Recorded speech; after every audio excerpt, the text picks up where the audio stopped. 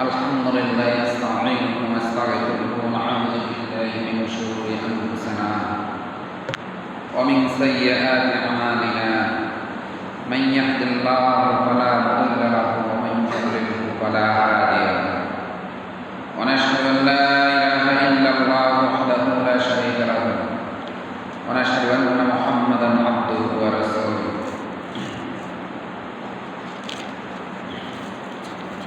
أما بعد فأعوذ بالله من الشيطان الرجيم بسم الله الرحمن الرحيم إذا الشمس كورت وإذا النجوم انقدرت وإذا الجبال سيرت وإذا العشار عطلت وإذا الوحوش حشرت وإذا البحار سجرت وقال رسول الله صلى الله عليه وسلم إن حبك إياه أدخل الجنة আমরা দরুদ শরীফ পড়ি আল্লাহুম্মা সাল্লি আলা মুহাম্মাদ ওয়া আলা আলি মুহাম্মাদ কামা সাল্লাইতা আলা ইব্রাহিম ওয়া আলা আলি ইব্রাহিম ইন্নাকা হামিদুম মাজিদ আল্লাহুম্মা বারিক আলা মুহাম্মাদ ওয়া আলা আলি মুহাম্মাদ কামা বারাকতা আলা ইব্রাহিম ওয়া আলা আলি ইব্রাহিম ইন্নাকা হামিদুম মাজিদ জাযাল্লাহু আন্না মুহাম্মাদান জাযাল্লাহু আন্না মুহাম্মাদান মা হুয়া আহলুহু। আল্লাহ পাক রব্বুল আলামিনের দরবারে লাখ কোটি শুকর যে মহান আল্লাহ পাক রব্বুল আলামিন আমাদেরকে দয়া করে মায়া করে আল্লাহর ঘরে আসার তৌফিক দান করেছেন। এই জন্য আমরা সেই মনির দরবারে শুকরিয়া আদায় করি আলহামদুলিল্লাহ। আল্লাহ তাআলা যাকে পছন্দ করেন তাকে আল্লাহ নেক আমল করার সেই তৌফিক দান করেন। যাকে আল্লাহ পছন্দ করেন তাকে আল্লাহ নেক আমল করার তৌফিক দান করেন। তাহলে বুঝা গেল আমরা আল্লাহর ঘরে আসা সবার আগে আমরা আসতে পারলাম, আল্লাহ আমাদেরকে নেক আমল করার সেই তৌফিক দান করেছেন। এই জন্য আমরা সেই আল্লাহর ঘরে আসারও আল্লাহ আমাদেরকে সেই তৌফিক দান করেছেন। এই জন্য সেই অন্তর থেকে মহব্বতের সহিত আমরা আবার শুকরিয়া আদায় করি আলহামদুলিল্লাহ। আল্লাহ তাআলা বলেন যে তোমরা যদি নেয়ামত পাইয়ে যদি নেয়ামতের শুকরিয়া আদায় করো, আমি আল্লাহ ওয়াদা দিয়েছি তোমাদেরকে নেয়ামত বাড়াই দেব। তা আমাকে যে অবস্থা রাখতে পারলাম, যে হালত আছি আমি, সেই অবস্থায় আমি আল্লাহর শুকরিয়া আদায় করি। তাই সুস্থ হলো সেই আল্লাহ আমাকে সুস্থ রেখেছেন, শুকরিয়া আদায় করি। যদি আমাকে যদি অসুস্থ রাখেন তাও আমি আল্লাহর দরবারে শুকরিয়া আদায় করব। এটা বুঝে নিতে হবে যে আমার সুস্থতার মালিকও আল্লাহ, অসুস্থতার মালিকও আল্লাহ। আমাকে যে হালতে রাখছেন ওনার খুশি হয়েছেন, উনি আমাকে এই হালতে রাখছেন, এই জন্য আমরা ওই মনেরও শুকরিয়া আদায় করি। হযরত আইয়ুব আলাইহিস সালাম 18 বছর পর্যন্ত রোগে আক্রান্ত ছিল, কষ্ট করেছে। জিবরাইল প্রশ্ন করলেন, এ আল্লাহর নবী পয়গম্বর আপনি কেমন আছেন? আলহামদুলিল্লাহ। কি বলতেছে? আলহামদুলিল্লাহ, শুকরিয়া আদায় করছে। এই জন্য আমরা যে অবস্থা থাকি, যে হালত থাকি, আমরা সর্বহালাতে আল্লাহর শুকরিয়া আদায় করি। আল্লাহ কি আদায় করব? শুকরিয়া আদায় করব। তখন আল্লাহ নেয়ামত দান করবে, শুকরের নেয়ামত আদায় দান করবে। আল্লাহ তাআলা মানব জাতিকে সৃষ্টি করে আমাদের সেই নবী মুহাম্মদ মুস্তাফা সাল্লাল্লাহু আলাইহি ওয়াসাল্লামের মাধ্যমে আমরা যেই 104খানা কিতাব আল্লাহ নাযিল করেছেন, তার ভিতরে যে হলো কোরআন, আমরা সৌভাগ্যবান, নবীর মাধ্যমে আমরা কোরআন পেয়েছি। আমরা 30 পারা কোরআন পেয়েছি। যে যালিকাল কিতাব, যে আল্লাহর কিতাব, হুদাল লিল মুত্তাকিন, এটা মুত্তাকিনের জন্য।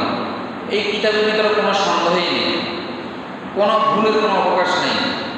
এই কিতাব যে ধরবে সেই ভাগ্যবান হয়ে যাবে, যে তেলাওয়াত করবে তাকে আল্লাহ উচ্চ মর্যাদা দান করবে।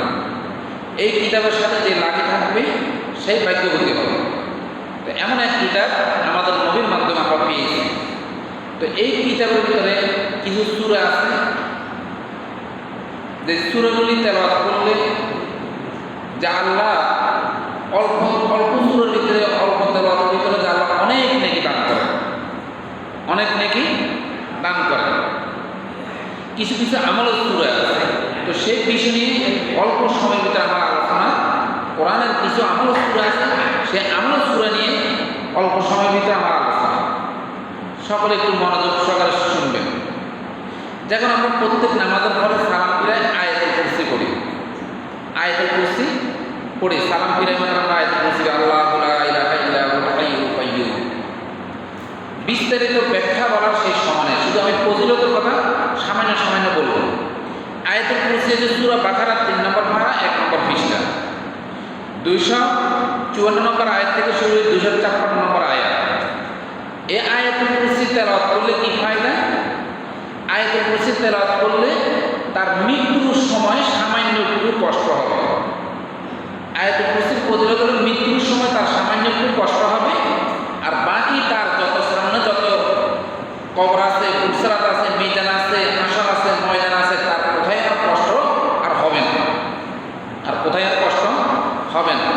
আয়াতুল কুরসির প্রথম ফজিলত হলো মৃত্যুর সময় তার কষ্ট হবে, আর কোনো সামনে তার কোনো বাধা দেয় আর কোনো কষ্ট হবে না। এই আয়াতুল কুরসির একটা ফজিলত আমি বলছি যে আয়াতুল কুরসি প্রত্যেক নামাজের ফরজ নামাজের ইমাম সাহেব সালাম ফিরাইলে পড়বেন কি আল্লাহু আকবার আল্লাহু আকবার আল্লাহু আকবার 3 বার, আস্তাগফিরুল্লাহ আস্তাগফিরুল্লাহ আস্তাগফিরুল্লাহ 3 বার বলি, তারপর আমি কি বলছি? আয়াতুল কুরসি পড়ছি। তাহলে আয়াতুল কুরসির ফজিলত হলো কি? প্রত্যেক ফরজ নামাজের সালাম ফিরাই মতো পড়লে মৃত্যুর সময় তার সামান্য কষ্ট হবে, আর বাকি সামনে যে তার স্টেশন আছে, যে সামনে যে তার অতিক্রম করতে হবে, তার কোথায় আর কষ্ট হবে না। একটা ফজিলত আছে। তারপর ফজর নামাজের পর আমরা সূরা হাসর করি। সূরা হাসরের শেষ 3 আয়াত, কোনো ব্যক্তি যদি সূরা হাসরের শেষ 3 আয়াত পড়ে তাহলে সকালে তেলাওয়াত করলে, সকালে পড়লে 70,000 ফেরেশতা মাগরিব পর্যন্ত তার জন্য দোয়া করবে।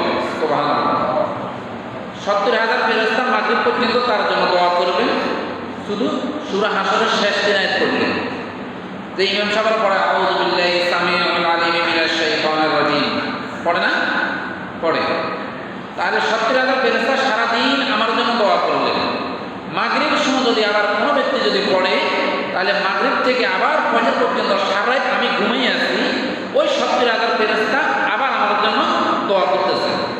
কিতাবে উল্লেখ আছে সারাদিন যে 70,000 ফেরেশতা আমার জন্য দোয়া করতেন, ওই মাগরিবের পর পড়লে 70,000 ফেরেশতা চলে যাবে। নতুন করে আবার আল্লাহ 70,000 ফেরেশতা পাঠাইবেন রাতের জন্য আমার জন্য দোয়া করার জন্য। এই 70,000 দিনে দোয়া করলেন, নতুন করে রাত্রে আসি আবার 70,000 ফেরেশতা দোয়া করলেন।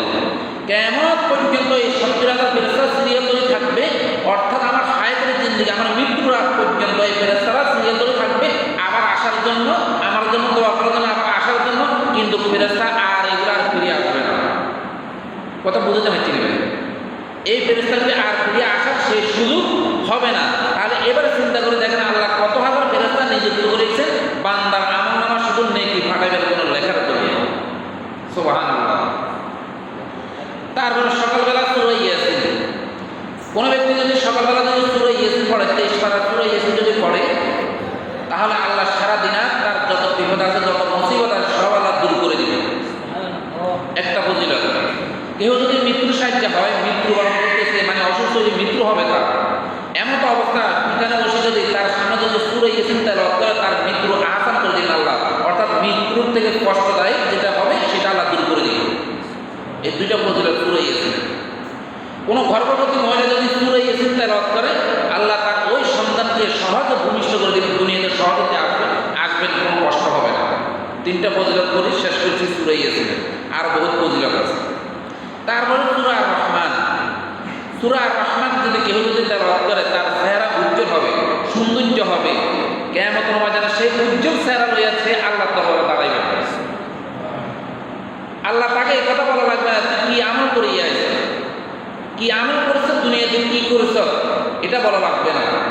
তখন সে আল্লাহর সামনে দাঁড়াইবে যে আল্লাহ আমি কিছু কোনো আমল করতে পারি না, তোমার বান্দারা বলছে কোরআন তেলাওয়াত করার জন্য, কোরআনের ভিতরে একটা সূরা আছে রহমান, আমি সবসময় এই সূরাটা তেলাওয়াত করেছি। আল্লাহ তাআলা বললেন যে তোমার এই সূরা রহমানের পরিবর্তে হাজারো মানুষের ভিতরে তোমার চেহারাটা উজ্জ্বল হয়ে গেছে, তোমার জন্য আমি জান্নাতের ব্যবস্থা করে গেছি। উজ্জ্বল চেহারা লইয়া, এক কথায় উজ্জ্বল চেহারা লইয়া সে কিয়ামতের ময়দানে আল্লাহর সামনে দাঁড়াইবে, সূরা রহমান তেলাওয়াত করবে। সূরা ওয়াকিয়া মাগরিবের পর সূরা ওয়াকিয়া তেলাওয়াত। কোনো ব্যক্তি যদি মাগরিবের পর সূরা ওয়াকিয়া তেলাওয়াত করে, দুজন সাহাবী থেকে বর্ণিত আছে, সে কখনো সে অভাব অনটন দেখবে না চোখে, কখনো সে অভাব কি জিনিস সেটা দেখবে না। দুনিয়াতে মুসাফির হালাতে সে দুনিয়াতে জীবনযাপন করে যাবে, সুন্দর রূপে সে জীবনযাপন করে দুনিয়াতে সে বিদায় নিবে। একেবারে অভাব, কষ্ট আর কষ্ট, কষ্ট আর কষ্ট, এরকম অভাব সেই চোখে দেখবে না। মুসাফির হিসেবে যেভাবে চলার দরকার দুনিয়াতে, আল্লাহ তাকে এই দুনিয়াতে চালাই নেবেন, সুন্দর রূপে চলিয়ে যাবেন। সেই গরিব হোক ধনী হোক, সূরা ওয়াকিয়া তেলাওয়াত করলে আল্লাহ তার রিজিকের ভিতরে বরকত দান করবেন। সূরাতুল গিনা, গিনা অর্থ মানে কি? রিজিকের সূরা, ধনী হওয়ার সূরা। সূরা ওয়াকিয়া মাগরিবের পর তেলাওয়াত। সূরা নাবা 30 পারা। আসর পরে যদি কোনো ব্যক্তি যদি সূরা নাবা যদি তেলাওয়াত করে, আল্লাহ তাকে শক্তি দান করবেন। যে তার শরীরের ভিতরে এনার্জি দুর্বল হয়ে গেছে, অনেক ফজিলত আছে, একটা ফজিলত বলতেছি, তাকে আল্লাহ শক্তি দান করবেন। আল্লাহ তাকে উজ্জ্বলতা রাখবেন, বিপদ থেকে আল্লাহ তাকে রক্ষা দান করবেন। এটা আসরের পর সূরা নাবা পড়ে। এশারের পর সূরা মুলুক। সূরা মুলুকের ফজিলতের কথা বলতেছেন, তাফসীরে বলতেছেন যে কেউ যদি সূরা মুলুক যদি তেলাওয়াত করে, যখন আপনাকে যখন কবরে রাখবে, রাখার পরে আমরা এটা সকলের জানা আছে, আমাদের আশপাশে যারা যখন 40 কদম ফিরে চলে আসবে, মুনকির নবীর আসিয়া তাকে বসাইবে, আল্লাহ হুকুমে তাকে রূহ দিয়ে আবার বসাইবে। বসানোর তার সাথে সওয়াল করা হবে, এটা জিজ্ঞাসা করা হবে তোমার রব কি, তোমার দিন কি, তোমার নবী কি, এভাবে প্রশ্ন করা হবে। ওই প্রশ্ন করার আগে যখন তাকে যখন মুনকির নবী যখন আসবে, ওই সূরা মুলুক তার কবরের ওই মুদ্রার চারপাশে ঘুরতে থাকবে, বলবে যা প্রশ্ন করবি আমাকে প্রশ্ন কর। এই সূরা মুলুক বলবে আমাকে প্রশ্ন কর। এই মুদ্রা ডিস্টার্ব দিচ্ছে, কোনো প্রশ্ন করার প্রয়োজন নাই।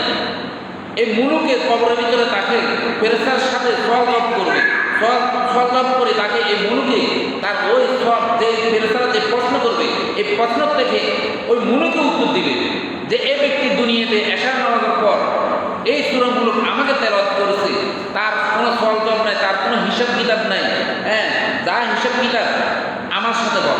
তখন ফেরেশতারা বলবে হে আল্লাহ, তোমার এক আয়াত, কোরআনের আয়াত, এই আয়াতে এই সূরা এই বান্দার থেকে আমরা কোনো সওয়াল জবাব করার মতন কোনো ক্ষমতা আমাদেরকে কোনো কিছু অনুমতি দিচ্ছে না। এই সূরা আমাদেরকে চারিপাশে আমাদেরকে ডিস্টার্ব করতেছে।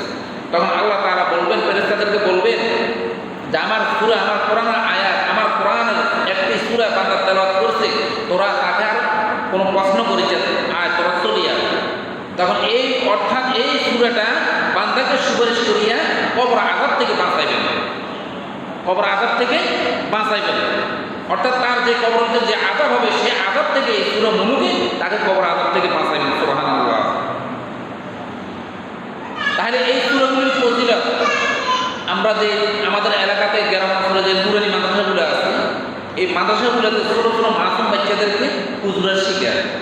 আমি যে সূরাগুলির কথা বলছি, এই সূরাগুলি তৃতীয় জমাতে, দ্বিতীয় জমাতে, তৃতীয় জমাতে এই সূরাগুলি শিখায়। আমি প্রথম দ্বিতীয় এগুলো তো বুঝেন, 1 2 3, বুঝলেন?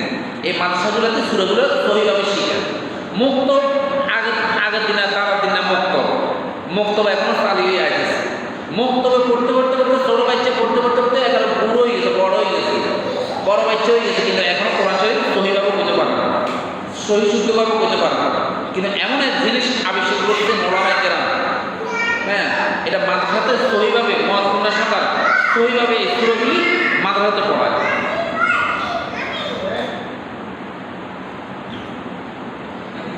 আমরা চেষ্টা করবো আমাদের বাচ্চাগুলোকে এই মাদ্রাসা পড়াই এই সূরাগুলি শিখিবার জন্য আমরা চেষ্টা করবো, এবং নিজেরাও শিখবো। তাহলে কোরআন শরীফ তেলাওয়াত করবো, এর ফাঁকে আমরা কী করবো, আমলের সূরাগুলি আমরা কী করবো, তেলাওয়াত করবো। আর আমলের সূরাগুলি তেলাওয়াত করলে আমরা অনেক লাভবান হব, অনেক আল্লাহ আমাদেরকে ন্যায় হায়াত দান করুন, আল্লাহ ন্যায় দান করুন আমাদেরকে, অনেক বিপদ থেকে আল্লাহ আমাদেরকে রক্ষা করুন।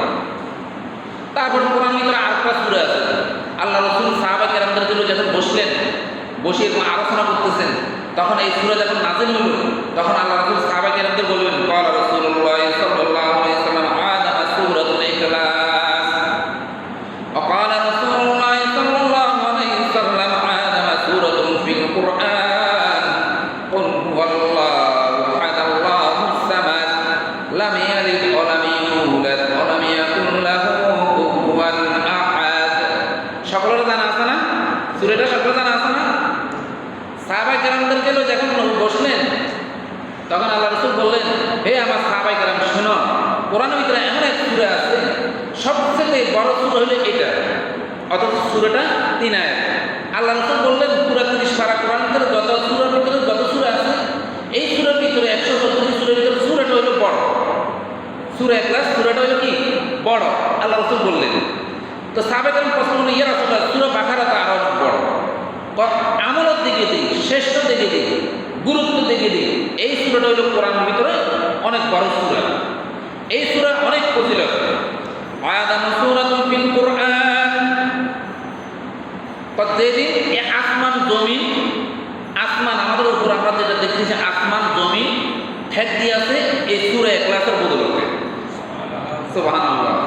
আমরা যে আকাশ দেখতেছি, আকাশটা কোনো পিলার নাই, পিলার আছে না, আকাশের কোনো পিলার নাই, এই সূরা ইখলাস এই আকাশকে ঠেক দিয়ে রয়েছে। এই দুনিয়াকে সূরা ইখলাস এই দুনিয়াকে টিকিয়ে রাখছে। এই সূরা ইখলাসের বদৌলতে, আমলের বদৌলতে অনেক মানুষ তেলাওয়াত করে, এই আমলের বদৌলতে আল্লাহ এই দুনিয়াকে টিকিয়ে রেখেছেন, না এই দুনিয়াকে আল্লাহ ধ্বংস করে দিতেন। তো এই আয়াতের পরিবর্তে তাফসীর ভিতরে আবার আরেকটা সূরার আয়াত নাযিল হইল, যেমন কি ইদা শামসু কুবিরাত ওয়া ইদান নুজুমু কাদারাত ওয়া ইদাল জিবালু সুয়িরাত ওয়া ইদাল ইশারু উদ্দিনাত ওয়া ইদাল হুশু হুশিরাত ওয়া ইদাল বিহারু সুজিরাত। বা আসমান জমিন পাহাড় পর্বত তোমাদের চোখের সামনে যা কিছু দেখতেছ, এই সূরার বদৌলতে আল্লাহ এই দুনিয়াকে টিকিয়ে রেখেছেন, এই সূরার বদৌলতে আল্লাহ এই দুনিয়াকে টিকিয়ে রেখেছেন, না হলে এই দুনিয়াকে আল্লাহ আরবে ধ্বংস করে দিতেন। এই সূরার ফজিলত এরকম, এই সূরার বদৌলতে আল্লাহ সব কিছু টিকিয়ে রেখেছেন, না হলে এই দুনিয়াকে আল্লাহ কি তুলোর মতন উড়িয়ে দিতেন। সাগরের ভিতরে আগুন ধরে উঠবে, তারকাগুলো সব, নক্ষত্রগুলো সব টুকরো টুকরো হয়ে ভাঙি নিচে পড়বে, আকাশ ভাঙ্গি চুরি নিচে পড়বে, সব কষ্ট হয়ে যাবে। এই সূরার বদৌলতে আল্লাহ সব কিছু টিকে রেখেছেন। সুবহানাল্লাহ। وقال رسول الله صلى الله عليه وسلم إن حب غيا أدخل الجنة। কোন ব্যক্তি যদি ফজরের পরে সূরা একবার তেলাওয়াত করে, সূরা ইখলাস এই সূরাটা একবার তেলাওয়াত করে, কোরআনে কারীম 3 ভাগের 1 ভাগ তেলাওয়াত করা হয়ে গেল। কোন ব্যক্তি যদি এই সূরাটা দ্বিতীয়বার তেলাওয়াত করে, তাহলে কোরআন শরীফের 3 ভাগের 2 ভাগ তেলাওয়াত করা হয়ে গেল। কোন ব্যক্তি যদি এই সূরা 3 বার পড়ে, কোরআন শরীফের পুরো কোরআন শরীফ 30 পারা কোরআন তেলাওয়াত করলে যে সওয়াব হবে, সেই সওয়াব তার আমলনামা আমার আল্লাহ দান করবে। এই সূরা যদি 3 বার পড়ে, এই সূরা যদি 3 বার পড়ে, এক খতম কোরআন শরীফ পড়লে যে সওয়াব হবে, সেই সওয়াবটা তার বান্দার আমলনামা আমার আল্লাহ লিখবে। বুঝাইছি না? সূরাটা 3 বার পড়লে, কোরআন শরীফ এক খতম করলে যে সওয়াব হবে, সেই সওয়াবটা বান্দার আমলনামা আল্লাহ লিখবেন। আমরা পড়তে রাজি আছি না? এই সূরাটা পড়তে রাজি আছি না? আবার এটা বলি না, এটা মনে করি না যে কোরআন শরীফ তেলাওয়াত করতে পারে, যে হুজুর বলছে এই সূরাটা তেলাওয়াত করলে যে 3 বার পড়লে এক খতম হবে, তো এবার বসে বসে আমি শুধু সূরা ইখলাস তেলাওয়াত করি, এটা না আবার বিষয়টা এরকম না। কথা বুঝে নিচ্ছি? আপনি কোরআন শরীফ তেলাওয়াত করতে পারেন, কোরআন শরীফ তেলাওয়াত করেন, আর কোরআন শরীফ তেলাওয়াত করতে পারেন না, তেলাওয়াত করতে পারে না, তখন আপনি এই সূরাটা তেলাওয়াত করেন। তাহলে এই সূরাটা তেলাওয়াত করলে কি হবে? আমি কোরআন শরীফ পড়তে পারি না, কিন্তু মুখস্থ আমি পড়তে পারি। আর কে না জানে এই সূরাটা কে পারে? সবাই পারে। তো তাহলে আমি কোরআন শরীফ যখন তেলাওয়াত করতে পারি না, তখন আমি বসে বসে এই সূরাটা তেলাওয়াত করি। আর এই সূরাটা 3 বার তেলাওয়াত করলে আমার আমলনামায় এক খতমের সওয়াব আল্লাহ লিখবেন। বুঝাইছেন ভাই? তাহলে বান্দা কোরআন শরীফ পড়তে পারে না, বান্দার জন্য সহজ উপায় আছে না? সহজ উপায় আল্লাহ রাখছে না? আল্লাহ সহজ উপায় রেখেছে যে বান্দা কি করে এই দুনিয়া থেকে জান্নাতে প্রবেশ করতে পারে। জান্নাতে আল্লাহ চায় আমার বান্দা ছোটখাটো আমল করে অনেক নেকি অর্জন করে যেন জান্নাতে প্রবেশ করতে পারবে। এই জন্য আল্লাহ সূরার ভিতরে ফজিলত আল্লাহ নবীকে জানাই দিয়েছেন,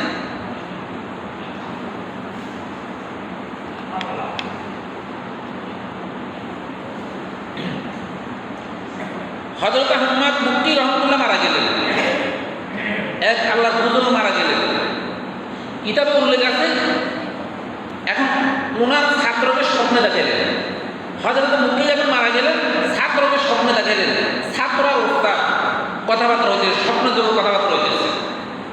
জিজ্ঞাসা করতেছে, হুজুর আপনি কি হালাতে আছেন কবর জগতে? আমি ব্যস্ততার ভিতরে আছি। ছাত্র জিজ্ঞাসা করছে, হুজুর মারা গেছে, আমি ব্যস্ততার ভিতরে আছি। তো হুজুর আপনি কবর জগতে চলে গেছেন, আপনি দুনিয়ার জগতে কত কিতাবপত্র আপনি লিখছেন, আমল আর আমল আপনার শেষ নেই, আপনি বড় আল্লাহর ওলি মানুষ, বড় বুজুর্গ, বড় আলিম, আপনি কবর জগতে চলে গেছেন। এখন আপনার কবর জগতে আপনি কি ব্যস্ততা কাটাইতেছেন, জীবন যাপন কাটাইতেছেন? আমি এমন এক ব্যস্ততার ভিতরে কাটাইতেছি যে আমার কবর ফাঁসে দিই, যখন আমাদের মসজিদের পাশে কবর আছে না, তো কবর তো অনেক কবর অনেক লোক আছে না, এরকম বা আমাদের কবর ফাঁসে দিয়ে একজন লোক হাঁটিয়ে যেতেছে, একজন লোক হাঁটিয়ে যেতেছে। যাওয়ার সময় সেই সূরা ইখলাস, কবর ফাঁসে যাওয়ার সময় সেই সূরা ইখলাস একবার তেলাওয়াত করছে, একবার পড়ছে, পড়ি বলছে, হে আল্লাহ এই কবর বাসিন্দাদেরকে সবাই নূর করে এই সূরাটা পৌঁছাই দাও। সুবহানাল্লাহ, মুখ খুলে একটু বলি, মানে একজন লোক কবর ফাঁসে যাওয়ার সময় সূরা ইখলাস তেলাওয়াত করছে। এই সূরা ইখলাসের তেলাওয়াতের বদলতে আল্লাহ তাআলা সকল কবর বাসিন্দাদেরকে 1 বছর পর্যন্ত শুধু নেকি তাদের আমল পৌঁছাইতেছে। তো হযরত মুফতি রহমাতুল্লাহ বললেন, হে আমার ছাত্র, এক ব্যক্তি এরকম কবর ফাঁসে যাওয়ার সময় সূরা ইখলাস তেলাওয়াত করছে, এই সূরা ইখলাসের সওয়াবের বন্টন হচ্ছে। আমরা শুধু আল্লাহ তাআলা সকল কবর বাসিন্দাদেরকে বন্টন ফলটা বন্টন করে দিতেছে, এই কারণে একটু ব্যর্থ আছে। তো এবার চিন্তা করেন, তাই না, কবর ফাঁসিতে হাঁটে যদি সূরা ইখলাস যদি একবার পড়ে, যদি 1 বছর আল্লাহ যদি এরকম নেকি দান করে মুদ্রাদেরকে 3 বার হলে কত বছর দান করবে? আমরা মসজিদে অনেক সময় হুজুরা দোয়া করে, সূরা ইখলাস 3 বার পড়ে, সূরা ফাতিহা 1 বার পড়ে, কয় না? কয়নি? আসেনি? এগুলো কিছু কিছু লোক আছে, আপনি এগুলো উড়ে যায়, কারণ এগুলো পড়িয়ে না, আল্লাহ সবাইকে বুঝ দান করুন। তাহলে সূরা ইখলাস তেলাওয়াত করলে 1 বছর তার আমল কি করবে? আল্লাহ নেকি দান করবে। আল্লাহু আকবার। কোন ব্যক্তি যদি ফজরের পরে যদি আউযু বিল্লাহি মিনাশ শাইতানির রাজিম বিসমিল্লাহির রহমানির রহিম এই কথা বলিয়া যদি সূরা ইখলাস 3 বার পড়লেন, তারপরে বিসমিল্লাহ সহিত সূরা ইখলাস, সূরা ফালাক 3 বার পড়লেন, সূরা নাস 3 বার পড়লেন, তাহলে প্রথম আউযু বিল্লাহি বিসমিল্লাহ ধরি সূরা ইখলাস 3 বার পড়লেন, তারপর বলতে যে বিসমিল্লাহ বলিয়া সূরা ফালাক, সূরা নাস 3 বার 9 বার পড়ছে, 9 বার পড়িয়া এভাবে গা মাসা করে দিলেন। গা কি করলেন? মাসা করে দিলেন। আল্লাহ রাসূল বলেন, তাকফিকা মিন কুল্লি শার, কোন জাদু মন্ত্র, হিংসু জানোয়ার, তার তাবিজ, তোমার ইত্যাদি শত্রু মক্কা যা কিছু করুক না কেন, কেউ তাকে কিছু করতে পারবে না।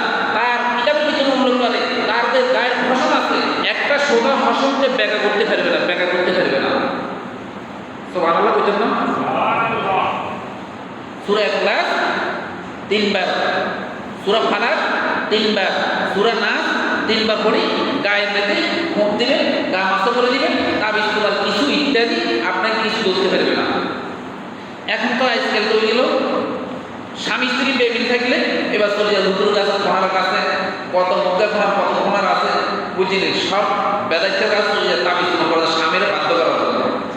পোলারে জিনে দিচ্ছে, ভূত দিচ্ছে, হেতুনে দিচ্ছে, কত কিছু ধরে, এগুলো দুইবারের জন্য তাবিজ তোমার হানি হওয়া, তেল হওয়া, যা কিছু আছে, এটা আমাদের একটা বিশেষ আত্মবিশ্বাস আছে মসজিদ ইমাম সাহেবের কাছে। তেল হওয়া, হানি হওয়া, এগুলো আমাদের একটা বিশ্বাস আছে যে হুজুর তো তেল হয় না, হানি হয় না, বস এই কাজের জন্য আল্লাহ হয়তো শেখা দান করে, একটা বিশ্বাস কাটি আমরা। তো হকানি ওলামায়ে কোরআন হাদিস থেকে দাঁড় করে, আবার কিছু বেদাত মার্কা দাঁড় আছে, বুঝলেন, এগুলোর কাছে যাওয়াটা ঠিক হবে না, এগুলোর কাছে যাওয়াটা ঠিক হবে না। আল্লাহ সবাইকে বুঝ দান করুন। তারপরে বলতেছেন ফজিলতের কথা, কোন ব্যক্তি যদি সূরা ইখলাস 10 বার পড়ে, 100 বার, কয়বার? 100 বার, রাত্রে হোক, সকাল হোক, দিন হোক, যে মুহূর্ত হোক, আপনার যে সময় পান, সূরা ইখলাস 100 বার পড়ছে, 100 বার পড়লে আল্লাহ তাআলা আপনার আমলনামা থেকে বড় বড় 50টি গুনাহ আল্লাহ মাফ করে দিবেন। ফজিলত খেয়াল রাখবেন। কয়টা ফজিলত বলতেছি খেয়াল রাখবেন। 50টি গুনাহ আল্লাহ কি করবেন? মাফ করে দিবেন। হাদিস প্রমাণ নিয়াতান আর-রাহিয়াতান আন্নাহু জুনুবা 50। কোন ব্যক্তি যদি 100 বার যদি সূরা ইখলাস তেলাওয়াত করে, আল্লাহ তাআলা তার আমলনামা থেকে 50টি বড় বড় গুনাহগুলি মাফ করে দিবেন। যত বড় সগীরা গুনাহ হোক না কেন আল্লাহ সগীরা গুনাহ মাফ করে দিবেন। কবিরা গুনাহের জন্য আল্লাহর কাছে তওবা করতে হবে। আল্লাহ আমি কবিরা গুনাহ করে ফেলেছি, বড় গুনাহ করে ফেলেছি, আল্লাহ আমি তোমার গোলাম, আমি তোমার মাখলুক, জীবনে আর কোনোদিন কবিরা গুনাহ করব না। আল্লাহর কাছে যখন তওবা করবেন, আল্লাহ তাআলা বলেন বান্দা যে তওবা করতে দেরি হচ্ছে কিন্তু আমি মাফ করতে দেরি হবে না। আল্লাহ মাফ করতে দেরি হবে না। সাহাবা কেরাম আরজ করলেন ইয়া রাসূলুল্লাহ, যদি এই সূরার যদি এত ফজিলত হয়, 100 বার পড়লে যদি 50টি গুনাহ যদি মাফ করে দেয়, আমরা যদি আরো বেশি তেলাওয়াত করি তাহলে আর কি ফায়দা হবে? আল্লাহ রাসূল বললেন হে আমার সাহাবায়ে কেরাম শোনো, হযরত ওমর রাদিয়াল্লাহু তাআলা থেকে বর্ণিত হাদিসটি, কোন ব্যক্তি যদি এই সূরাটা ফজর যদি 10 বার পড়ে, আল্লাহ তাআলা জান্নাতের ভিতরে তার জন্য একটা ঘর তৈরি করে রাখবেন। জান্নাতের ভিতরে তার জন্য একটা স্বর্ণের ঘর তৈরি করবেন। যদি কোনো ব্যক্তি যদি 10 বার পড়ে, হযরত ওমর রাদিয়াল্লাহু তাআলা বললেন ইয়া রাসূলুল্লাহ যদি 20 বার পড়ি তাহলে কয়টা ঘর হবে? 10 বার পড়লে একটা ঘর হবে, 20 বার পড়লে 2টা ঘর হবে। যদি 30 বার পড়ো তাহলে তোমার জন্য জান্নাতের ভিতরে 3টা ঘর আল্লাহ তৈরি করবে। এমন এক ঘর তৈরি করবেন, স্বর্ণ দিয়ে তৈরি করবেন আল্লাহ তাআলা। ওই ঘরের ভিতরে আপনার বংশধর আয়েলা যা আছে সবাইকে আপনি ওই ঘরের ভিতরে ঢুকাইবেন। ঢুকার পর আপনার যদি খালি থাকে, ওই ঘর যদি খালি থাকে, আল্লাহ তাআলার কাছে ফরিয়াদ করবেন হে আল্লাহ আমি তোমার এই সূরা ইখলাসের আমল করছি, আমার বংশধর যা আছে আত্মীয়স্বজন যা আছে সবাইকে তুমি এই ঘরের ভিতরে ঢুকাও। আল্লাহ তাআলা বললেন হে বান্দা দুনিয়াতে তুই আমার কোরআনের উপর আমল করছ, আজ দুনিয়া থেকে তুই যখন বিদায় কবর জগতে আসলি, তুই দুনিয়াতে আমার কথা শুনছ, এখন আমি তোর কথা শুনতে বাধ্য। তুই যা বলবি আমি তাই মানতে রাজি আছি। তাহলে দুনিয়াতে যদি আমরা আল্লাহর কথা যদি শুনি, আল্লাহর হুকুমগুলি যদি আমরা যদি পালন করি, হাসর ময়দানে কিয়ামতের দিন আল্লাহ তাআলা আমাদের কথা শুনবে। বুঝা গেছে নি ভাই? দুনিয়াতে যদি আমি আল্লাহর কথা যদি না শুনি, আল্লাহর কথা যদি অমান্য করি, তাহলে কিয়ামতের ময়দানে আল্লাহ কি আমার কথা শুনবে? কখন হবে না, কখন হবে না, আল্লাহ আমার কথা শুনবে না। মান কারা 10 মাররা বুনিয়া লাহু বিহা কাসরু, কোন ব্যক্তি যদি 10 বার পড়ে জান্নাতের ভিতরে তার জন্য একটা স্বর্ণের ঘর তৈরি করা হবে। ওয়া মান কারা 10 মাররা বুনিয়া লাহু বিহা কাসরু বিল জান্নাহ, জান্নাতের ভিতরে তার জন্য স্বর্ণের ঘর তৈরি করে রাখবেন। ওয়া মান কারা 30 বার পড়লে তার জন্য জান্নাতের ভিতরে 3টা ঘর আল্লাহ তৈরি করে রাখবেন। কিসের ফজিলত করে? সূরা ইখলাসের ফজিলত বলতেছি, মনে আছে সকলে? আল্লাহ তাআলা সবাইকে বুঝার তৌফিক দান করে। কোন ব্যক্তি যদি এটাও যদি না পারেন, পড়বেন বিসমিল্লাহির রহমানির রহিম। কোন ব্যক্তি যদি বিসমিল্লাহ আমল করে, ফজর যদি সে যদি বিসমিল্লাহ পড়ে, তাহলে বিসমিল্লাহ পড়লে বিসমিল্লাহর বদৌলতে আল্লাহ তাআলা জাহান্নামের ভিতরে 19 জন ফেরেশতা তৈরি করেছেন। বিসমিল্লাহর ভিতরে 19টি হরফ আছে, ওই 19টি ফেরেশতা থেকে আল্লাহ তাআলা তাকে রক্ষা দান করবে। কোন ব্যক্তি যদি বিসমিল্লাহ আমল করে, বিসমিল্লাহর ভিতরে 19টি হরফ আছে, 19 জন ফেরেশতা জাহান্নামের ভিতরে আল্লাহ নিযুক্ত করেছেন তাকে শাস্তি দেওয়ার জন্য। কেউ যদি বিসমিল্লাহ তেলাওয়াত করে তাহলে 19 জন ফেরেশতা থেকে আল্লাহ তাকে রক্ষা দান করবে। একটা ফজিলত। দ্বিতীয় ফজিলত হইছে তাওরাত, জবুর, ইনজিল, কোরআন। তাওরাত, জবুর, ইনজিল, কোরআন 4টি কিতাব। এই তাওরাতের ভিতরে বিসমিল্লাহর নাম তালাশ করলে তাওরাতের ভিতরে 1000 নাম আছে। আল্লাহ তাআলার 3000 নাম আছে। 3000 নামের ভিতরে তাওরাতের ভিতরে 1000 আছে, জবুরের ভিতরে 1000 আছে, জবুর ইনজিলের ভিতরে 1000 আছে। কোরআনের ভিতরে আল্লাহ 999 নাম আছে। সরি, তাওরাতের ভিতরে 1000 আর কি তাওরাত, জবুরের ভিতরে 1000, ইনজিলের ভিতরে 1000।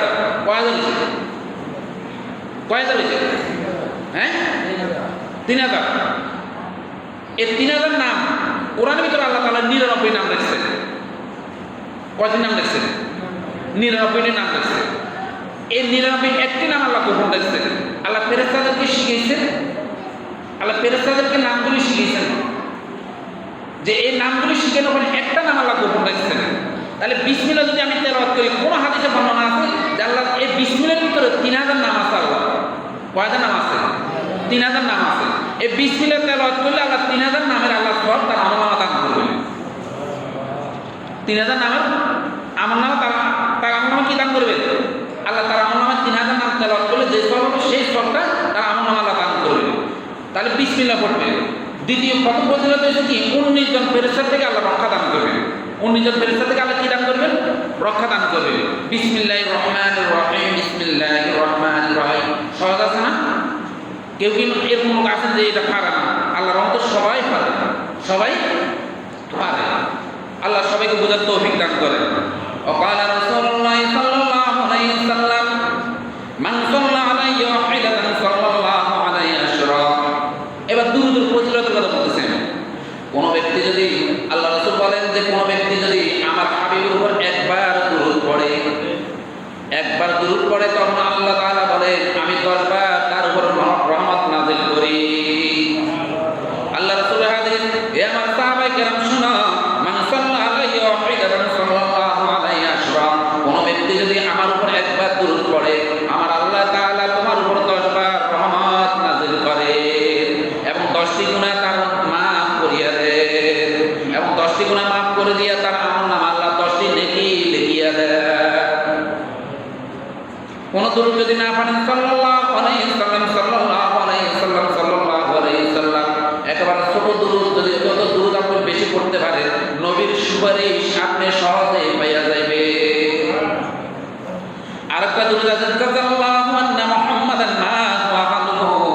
কোন ব্যক্তি যদি এই দুরূদটা যদি একবার পড়ে, আল্লাহ রাসূল বলেন কোন ব্যক্তি যদি একবার এই দুরূদটা পড়ে, 70,000 ফেরেশতা আল্লাহ নিযুক্ত করে দেন শুধু বান্দার আমলনামার নেকি লেখার জন্য। একবার পড়লে 70,000 ফেরেশতা নিযুক্ত করে দিবেন আল্লাহ বান্দার আমলনামার নেকি লেখার জন্য। আর কতদিন লিখবে?